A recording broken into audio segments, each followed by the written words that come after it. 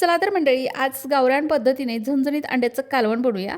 तर वाटण्यासाठी 2 चमचे तीळ, चमच्याभर जिरं चांगलं खमंग परतून एका बाजूला काढून घेतले. एक कांदा स्लाइस करून घातला. चमच्याभर तेल घालून कांदा थोडा वेळ परतून घेतला. यामध्ये लसूण, आलं, खोबरं घातलं आणि चांगलं खमंग परतून घेतलं. गार झाल्यावर मिक्सरमधून याचं एक वाटण तयार करून घेतलं. कढईमध्ये तेल गरम करून तयार वाटण घातलं आणि चांगलं परतून घ्यायचं. आता आज हे कालवण बनवायला मी माऊली यांचा काळा मसाला आणि माऊली यांचाच गरम मसाला वापरणार आहे. हे मसाले वापरल्यावर इतर मसाले वापरण्याची आवश्यकता नाही. तुम्हालाही हे मसाले हवे असतील तर स्क्रीनवर त्यांचा नंबर दिलेला आहे, बायोमध्ये लिंकसुद्धा आहे, तिथून मागवू शकताय. मसाले चांगले तेल सुटेपर्यंत परतून घ्यायचे. गरजेनुसार पाणी घालायचं, चवीपुरतं मीठ घालायचं.